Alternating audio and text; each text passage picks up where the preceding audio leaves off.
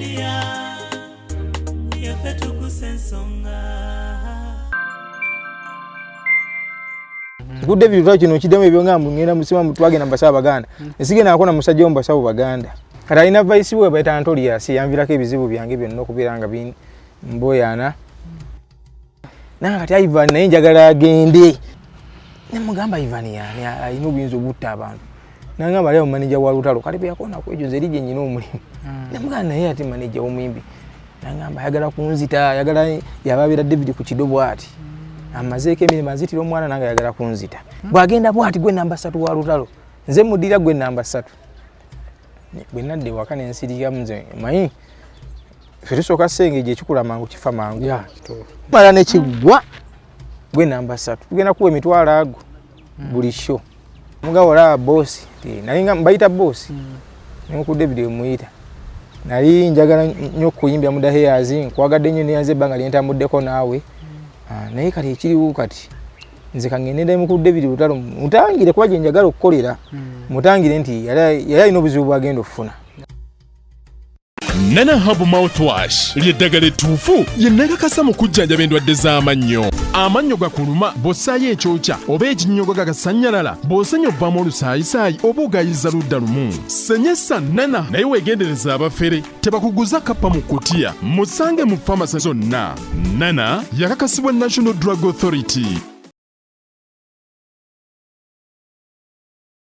Are you interested in upgrading your sleeping and bathing experience? Then Ziwa & Sons is the right spot for you. We sell blankets, bed sheets, duvet covers, bed covers, mattress protectors, mosquito nets, wardrobe, all closets, towels, bathrobes,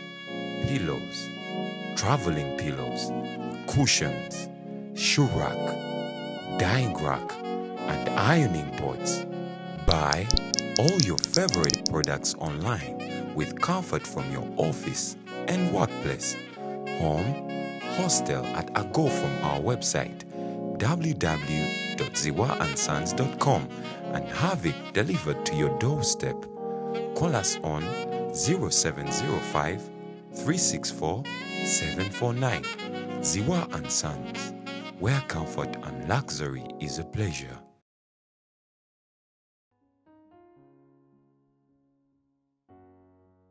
Quest before media tuguse ensonga program eno tugenda kujiwa obudde tugikwate empala tugiwulirize. Tetusooka kujajinga, tetusooka kukomentinga, wabula tuwulirize. Program eno eri wakati wa omuyimbi David Lutalo wamu n'abantu be yali akola nabo. Onoba program eno amatu n'amaaso nojja bulungi n'ogyetegereza ogenda kumanya ensi. Ogenda kumanya nti abantu betukola nabo, abantu betuwangaala nabo oyinza okuba nga balowooza birungi ate nga bo bakulowoleza kusaanyaawo na kuzikiriza. So lwaki tukoze program eno? Program tugikoze gwali eyo gwe bakozesa naawe gwe akozesa oba boss ofunemu ekyokuyiga. Bino ebintu byapeninga mu mikwano gyaffe gye tuwangala nagyo. Bino ebintu byapeninga mu bakozi betukozesa. Bino ebintu byapeninga mu bantu abatusekera. N'otambula n'omuntu emyaka naye nga kyakupulaningira oba nga kyakukola emabega kinene nnyo. Tuwulirize program eno tumanye nti abantu si bangu ku nsi.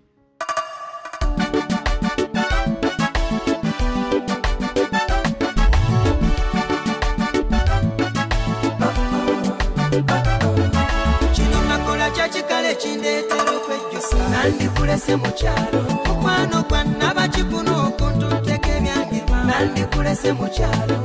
Kino nakola kyakikale kindeetera okwejjusa nandikulese. Oh my! Angende wano ku company we basoloza sente zange z'abapangisa kufuna kasente. Jibere kusaba. Kali nyabo. Company yasolozanga amayumba yalagawa. Baavaawo naye puli alina kutina abantu bakozesa Wamato Estates Management. Wangi. Wawe nyabo.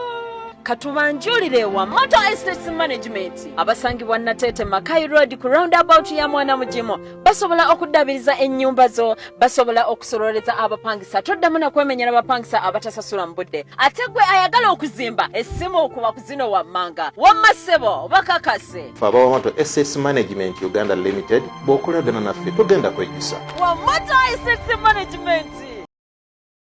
Basebo ne banyabo mbalamusizza amannya Maama Fiina akulira abasawo b'ekinnansi mu ggwanga. Tusobola okulabula abantu mwenna mu Uganda yonna n'ensi yonna okutwaliza awamu nti nina abafere abakozesa erinnya lyange ne babba abantu. Bali ku Facebook, bali ku TikTok, bali ku mikutu gyonna. Nga beefudde Maama Fiina. Maama Fiina oba onoonya obujjanjabi bwo bawetaaga bujjanjabi bwo businkana bulenga wokka Mityana Road olunaku luba lwa Sunday. Maama Fiina tajjanjabira ku Facebook, Maama Fiina tajjanjabira ku TikTok. Maama Fiina essimu ze zino 0772 45 89 64 ne 0782 95 17 21. Oyo gwodiringa naye ku Facebook oyo mufere si Maama Fiina. Ennaku eno social media bagikozesa nnyo okulwana entalo. Ese Linabanga ino olutalo lw'omuntu gwayaba okulwana naganya agenda wa SB form be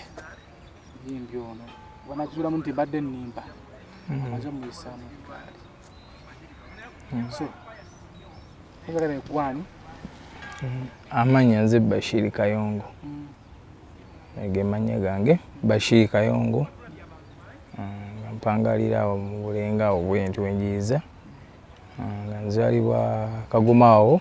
omugenzi Supreme Mufti Zubair Kayongo yetaata wange sebo ensonga z'abanyonyoddamu sebo zajazi ogayo nti olina obuzibu n'omuyimbi w'eggwanga. Nina obuzibu n'omuyimbi w'eggwanga era nange muyimbi wange wayo mukuba aba inspiringa okubiranga nange ntandika okuyimba kwa mukadde waffe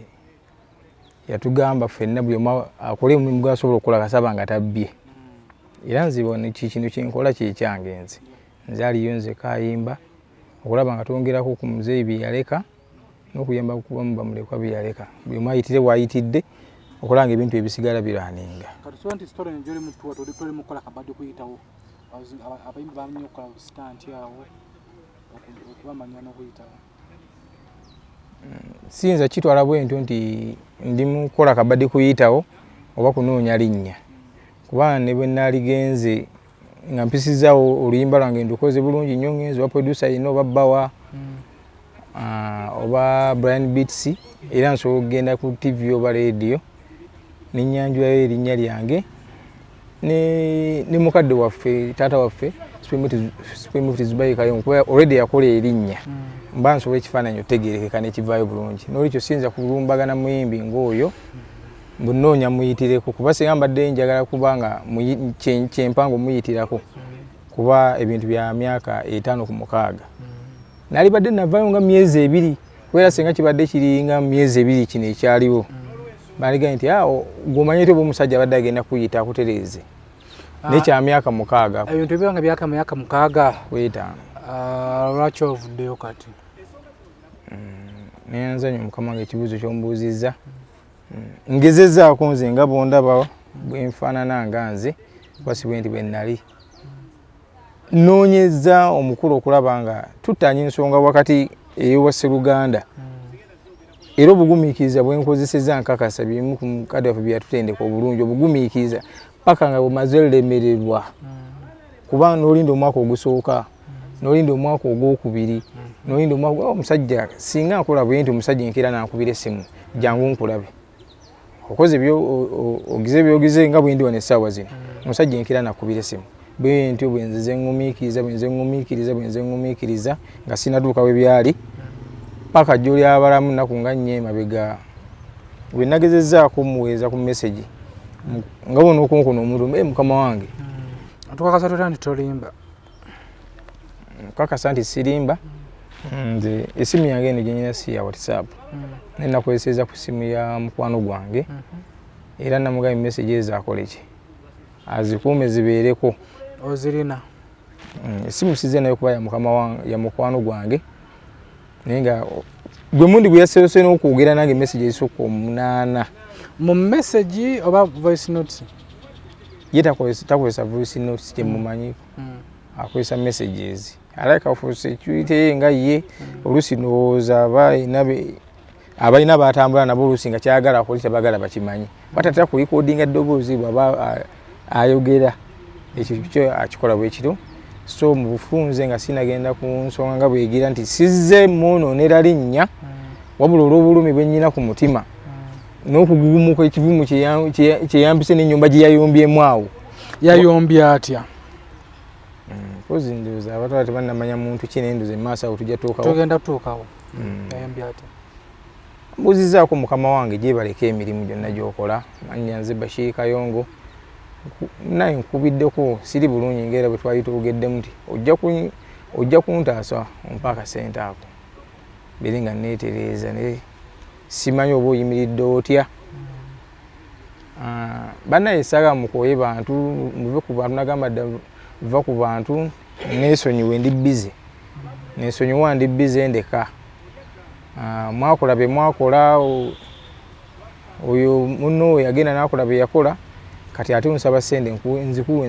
nkuwezaaki nakuyambako mu covid awo kati tolina kyongamba kirala nambula mukama wange kituufu wanyambako mu covid kubeera wampa emitwalo 10 ago n'obulwadde bamala kadde kamu n'ekitundu wampa emitwalo 10 era nakwebaza nga twogera bulungi simanyi kyakutuukako simanyi kyewava simanyi wankyayira ki simanyi otuuka ku sabweriti okubeera nga ate otandise okyusa olulimi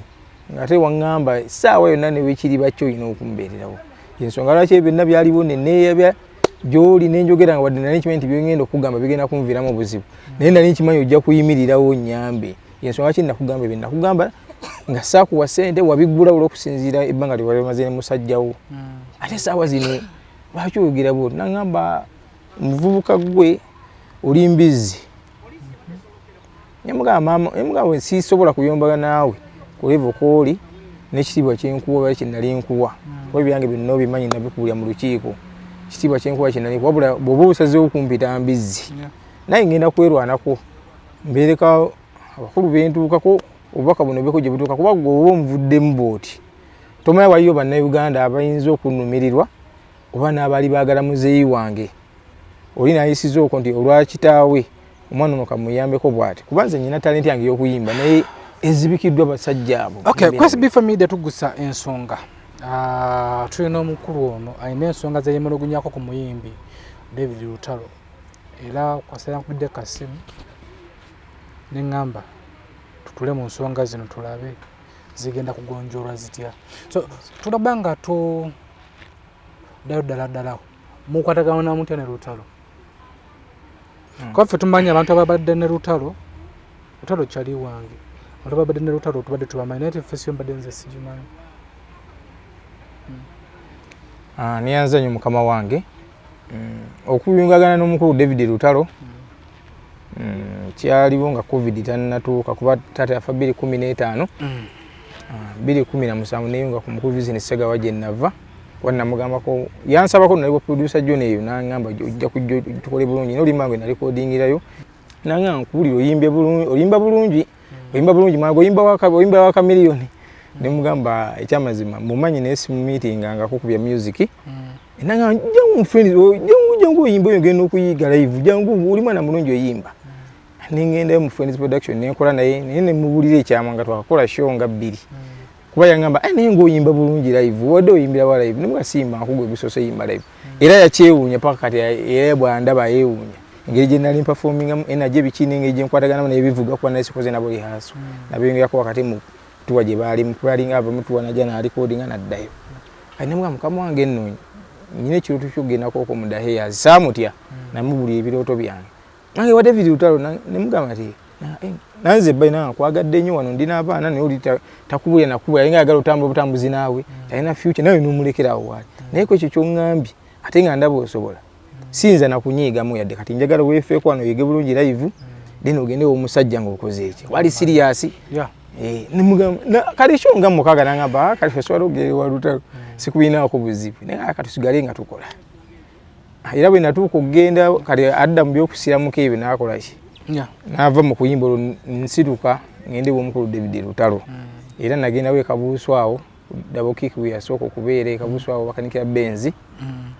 Nasanga omukulu Yaledi.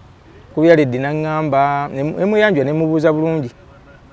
Nemuga njagala kweyunga ku mukulu David Lutalo. Nanga simanyi. Naye ali mu safari yo Masaka naye bwana dda. Mu wiki nga 2 komawo agenda baakomyewo. Nemuga naye anampomu naga bwe manyi n'omukisa gwe. Tomanyi oyinza okujja. Nagamba jangu oyingire. Bwe manyi n'omukisa gwezisa ku mikisa gy'olabe tomanya. Teyankalubya nkubya ninzire nateeteje nimpangalira. Ninda wiki 2 zigwako nenzira. Era omusajja najja. Njansanga natuuse dani nawo kitabo kyange ekyennyimba. Natubuuzaako awo bw'atyo nduza ekyo Zibeki yali azza ebiseera bwe yamwegattako awo. Nayingira mu studio. Kati bwe yayinga mu studio ne mutyera nga w'omanyi. Kati nyolaba afulumya akubye suuti afuluma mmotoka n'enguma. Nengena nenkonkone mmotoka kuba yali agaddewo ng'agenda. Yankalubirira nasendabirwamu. Nga mukama wange nze Bashir Kayongo ndi muyimbi nsaba nkweyungeko nange nkole ndabire mama wange. Oyagala birya mama wange ne baganda ndi teyambuuza gyenva era sasooka kumweyanjulira gyenva. Nangamba wabula saagala nkulimbe kuba sirimba nzijudde. Kyenkyo kyamalamu amaanyi nga mukama oba ojjudde kati nkwegayidde empaya emyezi 6. Emyezi 6 bwe giggwako nga tonalaba njawulo yange nkuba na kibooko tonga wabugubi nkuba kibooko kuba kyenina nkyekakasa. Kati bwe namugamba ekyo nantunuulira nnyo bw'ati nagamba emyezi 6. Nduza nabalamu ng'alina balina emyaka 10 tebeeyongerako. Nagamba lwaki oyogera bw'oti nti emyezi 6 nga weebadde emyezi mitono. Ne mugamba nnyina kyensobola ati ono otegera muntu omanga omuntu nti amanyi. Nkwegayidde mpa omukisa ogwabula emyezi 6 bwe giggwako nze njewadde tonkase ng'oba ngende oba nnima kuba muzeeyi alina amataka mangi. Kati kyamukubawala nanga kale ngenda kukola naye jangu enkya tulabe esooka ojja enkya onze kale ssewo yali nengendeyo nangamba omusajja omuggyemu omwasi nanga wayi musajja ngenge nkomewo enkya tomanya nanga lemenako mulemere ku kale nkeera musajja nzira nabasanga awo bali awo ne batreva baani kati awo naagiragira yali n'olumbe lwa mixing lwayitiriza ote awo nagayalidde olumbe olumalize nduggyemu kati nayimya ku mulyango nangira bw'ati mpola mpola nga bayite bandaba abalala nanga jangu enkya oleete ennyimba zo mpuliremu nemugaa naye sinayimba bulungi naye nsobola wadde newe emyezi 6 nembulamu katini nyawe ndawe embulamu katini nze mmanyi oyimba nnyo mbulyamu bugambo nebiba bibiri bwe ntegera nti nasobola ntasobola era nyina bye ndina nga bamanyi tebasobola naye sobola bagamba abamu bajja kunnyiigira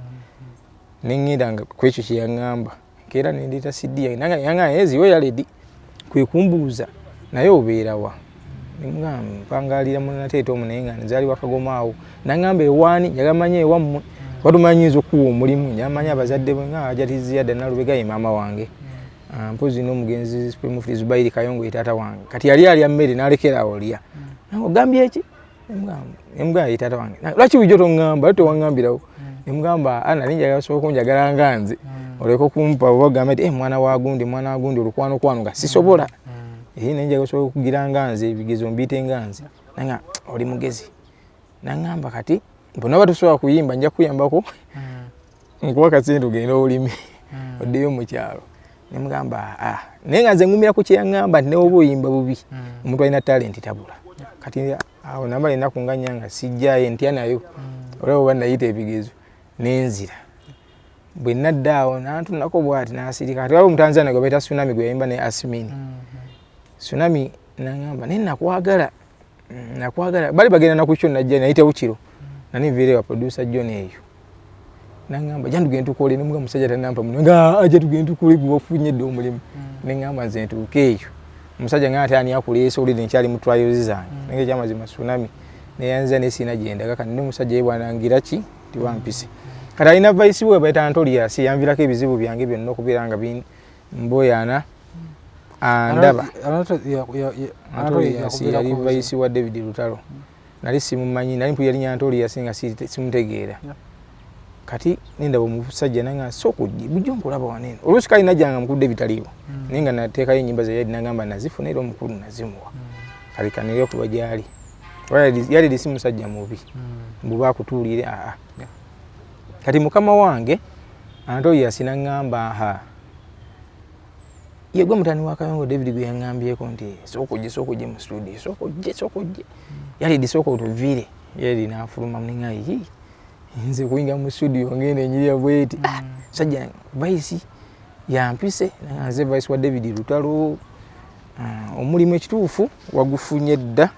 twayise mutwayo yase mukasengejja tetwakuwaddirwage osobola oyimba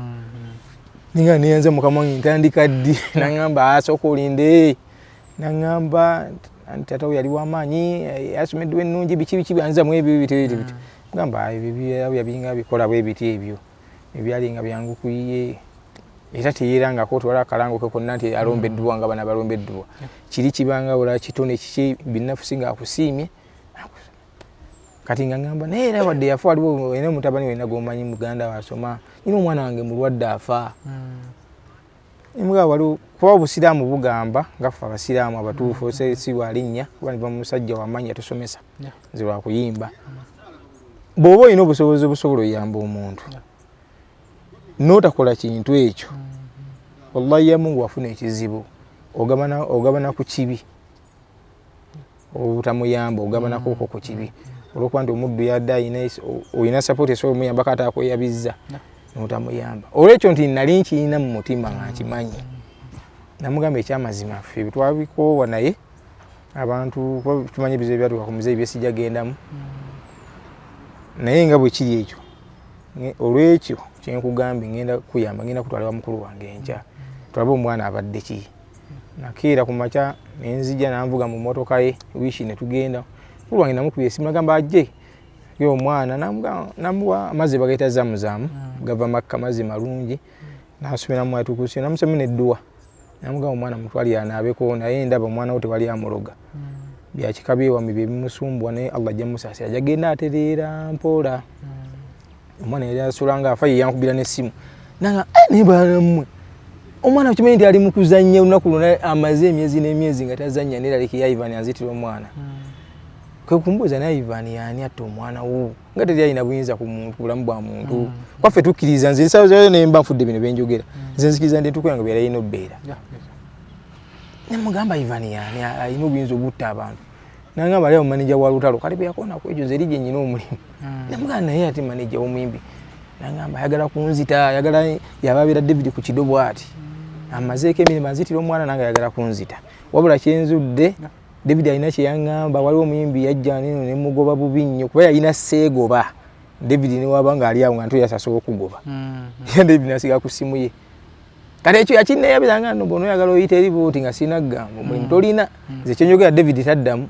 kati nali nyina obbanga emessage basibidde ku ddobo wa deposit najjejjire baki nsirike olw'omulimu guli kati nangamba Ivan ono yangade nga wetubadde awo David wala omuyimbi ajja nemugoba n'agenda eyo naye omuyimbi oyo sijja mugamba kale agenda atereera mu byokuyimba ya David nga okimanyi nti wakola ensobi omwana olumu olekanga abantu oyinza okubeera mu malayika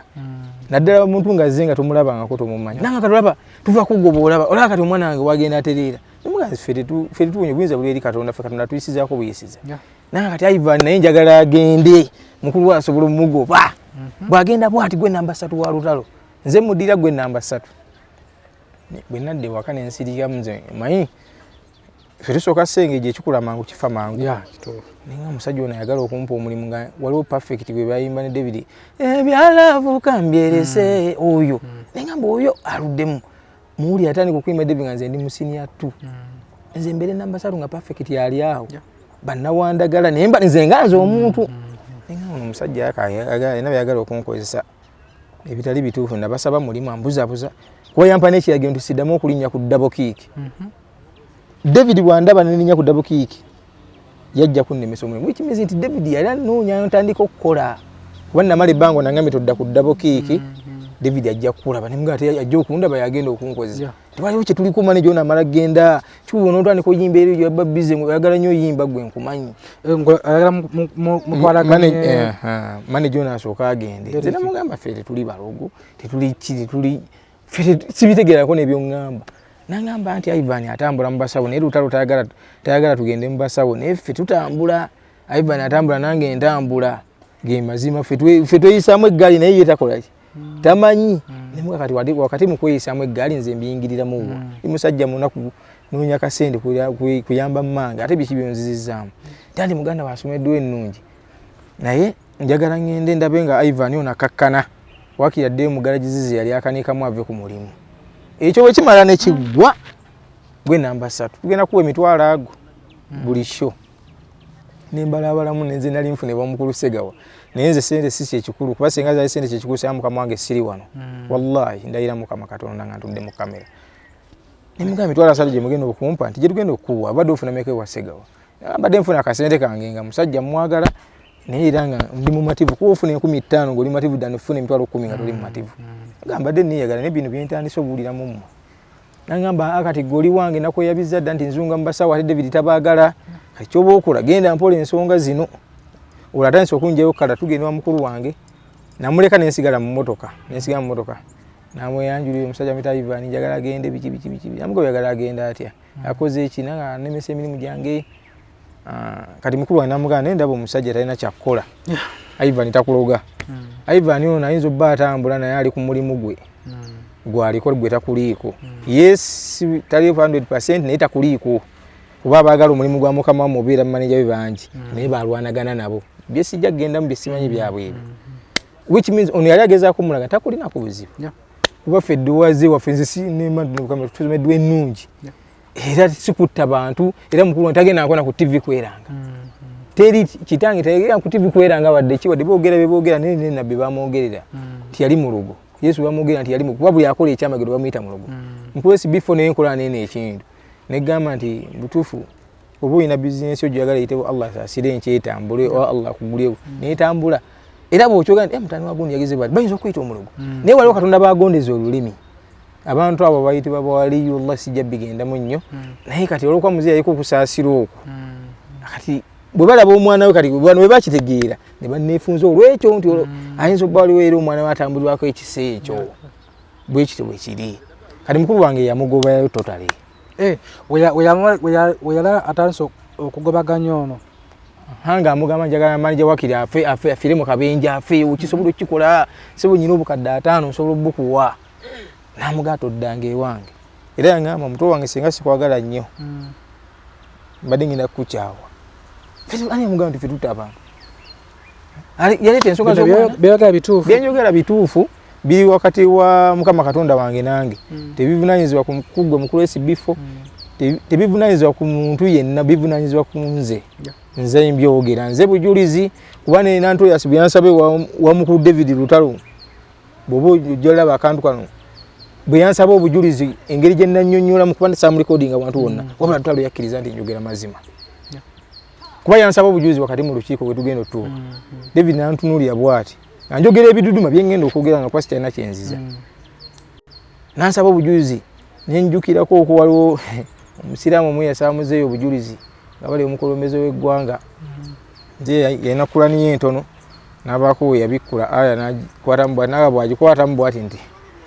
ebintu tebigendanga obusiraamu nze mulese ate yagisomayo aya yagikwatamu kati aya ginakwatamu kuba nagenda ne Kurani yange namalako Kurani emirundi egi kyenali nkola nali nkimanyi bwe nali ngezaako okulaga David obujulizi nti sam recording awubula olwa kino kyenkola saba omwana wange nzireyo ng'afudde olw'obwanyiga aya gyenkuttemu kuba Kurani teyeemolirwako kati wakati olwabye nalayira David kwe yasinziira nakkiriza n'agamba nti omwana byayogera bituufu era tuddamu omubuuza obujulizi bwe tugenda otuuka mukama wange kati yanneegirako bw'atyo mukulu wange n'amugoba ewuwe olw'okwagala okutta maneja wa Lutalo okwagala okutta maneja wa Lutalo mu $50,000 mukulu wange talina nnyo ssente oyo wabula yazigaana ate nga yayazina mu mmotoka ayita bunyumya yalina amazike bwegati nga ngalaba nanga bwenja bwekulumuusikako nga nziza omwo mu kibuga ne tutambula bwetutyo nemuga future yange efa najja kuyimba ontambuza mu bibuga simanyi kyonjagaza tokyogera tokutula nangamba gwe by'otamanyi tebikoma ku ndongo yokka bana basajja bakola ebintu bingi nanga olaba mukama wange oyo ngagamba Lutalo akola ebintu bingi nemuga kifu akola bingi kuba ayimba azunga na ekikugu Lutalo wamutamiira naawe nze ngamba birala Guloza chikoma ku ndongo yo kumusajja nakuba lero hit. Encha nakuba hit. Luli nakuba hit. Itizote gwe kenyini waliwo yagamba chikimba nchikuyi nebera hit. Chokanza nimba ina wangama musome mu Bible buli lunaku bwemba nsoma mfune hit. Nebwe nyimba ntasifuna hit. Chokanja ga nyimbe mbenenga Moze Radio. Nanganzi nyina marasoka terera nimbanga Moze Radio nojokole wabula nakimandi ejimyaka jinga mu kinana nga si kurwachi olomuyimbi gwe yali yegezaako zeninze masoga mwe kugamamirira ko mula kirina fesi yabayonka boba wendinga kanola chenda nali mumbolo kalengane mukama Katonda wampaki omusajja aga kuyimbanga Moze Radio namukasa ogambe agakola kuti njaga nyimbe nga Moze Radio nawe ujjawo nga namba 3 kuba jina je natambudde we yangamba kinagenzeke yanga mukwano gwe ne bangamba oyino omuvubuka gotama ne mutani omusajja yasibe kitwa kyambala omuvubuka oyo ayimba atawandika ayimba ne mugana nange watandise okuntekayo mbantu bo ne mugana mukwano gwe twabadde naye kati nyambenga radio kyokango mimbi gwe yageranyako emyaka 8 nga sinagenda mudaye yazi oba 10 nga wafanadda nga nafanadda ne omusajja yamfenga siyimbi muziride gwe yageranyako ngoma muri mutima nacheka nenekwata kumimwa nangambo chichi nga mwana olokende wano ku simu kwa nasimaliza nga sina yabika kudda ku eno simu kama wangu nayabika yino je nkwata era njogere na ngambi sima ina mapesa neyi yabwe ya ne ntoba kulokusasa kwa mukama Katonda nena yasimati mukaga namuganyina kende yo anakansisiza nenga no musajja asaga goyagalo yimba na yammanyi kati awo ne tudda nanga mukulu wangambe sidde uwe naye kwate emitwalo gye mukaga ate okumpa emitwalo mukaga lunaku napa isa tunapa mukaga bwati na nenyina wendaga nagenda kati mukulu wange nakubye simu nanga oyo alowozanze bino byenkola njiyiriza biyirize guno mulimu nyino gukola bampita ko kuvuga emmotoka abagagga nengana kino kikola lwanso nga nyino kikola tameri wa kinchikola mulaba azunga nyumba sawo agenda basawo nga 15 bonzo ogambye eki agenda basawo 15 ne mumbulize kati mukubire simu mbuza eyo nano nyayo ki nimukubye simu nga mukulu wangambe ogenda basawo 15 bonoba nonyamuki nanga linyo jeka busu boda ngena gisasula neninya nenzijeka yankwesa ngendogo yiye mu kibugo omo nenza nenjeka busu boda nanga ajiwo omutwalo ko ande mwetereka kaka ndenya zitwale okimanyi nti nali kuwayiriza ndi gogamba mukulu wo wagwe sizunga nawe mu basawo gudde bitu kino kidemo ebyo ngambu ngena musima mutwage namba sawa baganda esige nakona musajja omba sawo baganda nangamba nali genzunga nawe nenzunga nze kecha mazima atambula kuba ne lutala atambula byangamba ne lutala atambula nemugamba lutala ne ate wanganda agage namba sawa walimba fatugumaliza obwetuti tulenga bikedo shirinyenyemu bakize wali eri kyengerere wansi bakiriye tuli awo tuti olukuba mpobo kadda 3 nampa yemeka tayagala nyimbe mbi wakabyazo nga mbasawo nena ina muzulira amagezi enjiriba nolabe ensonga zendi mu nyinga atayina mulimu bamuku David Lutalo sinti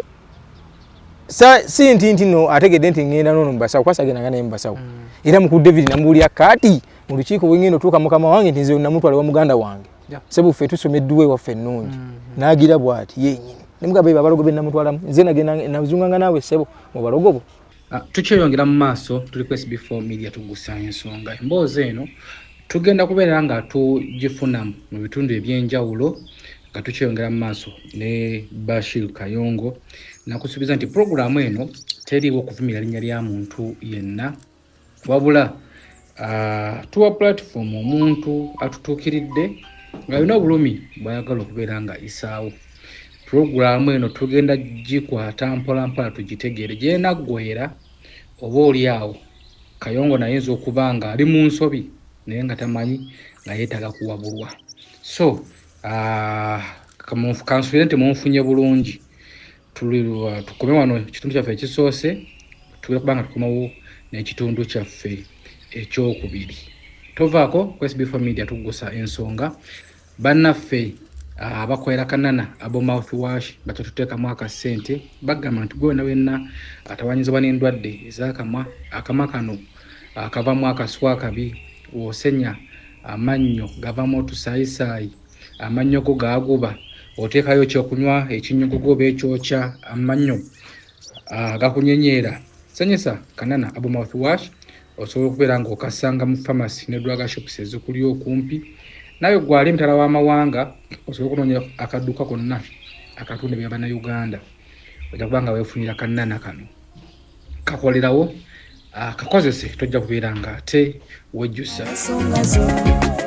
Gamba nasa nekula bakomya matanga ensonga zo aivo muganda wange munodde kimuyambi mali ensonga zo Anatoriasi Treva nawe muyambi mali ensonga zo Nana Hub Mouthwash lyeddagala ettuufu lye nnakakasa mu kujjanjaba endwadde z'amannyo. Amannyo gakuluma bw'ossaayo ekyokya oba ekinnyogo gagasanyalala bw'osenya ovaamu olusaayisaayi oba ogayiza ludda lumu. Senyesa Nana naye weegendereza abafere tebakuguza kappa mu kkutiya musange mu famasi zonna. Nana yakakasibwa National Drug Authority. Are you interested in upgrading your sleeping and bathing experience? Then Ziwa & Sons is the right spot for you. We sell blankets, bed sheets, duvet covers, bed covers, mattress protectors, mosquito nets, wardrobe, all closets, towels, bathrobes, pillows, traveling pillows, cushions, shoe rack, dyeing rack, and ironing boards. Buy all your favorite products online with comfort from your office and workplace, home, hostel at a go from our website www.ziwaansons.com and have it delivered to your doorstep. Call us on 0705 364 749. Ziwa & Sons, where comfort and luxury is a pleasure. Petugusensonga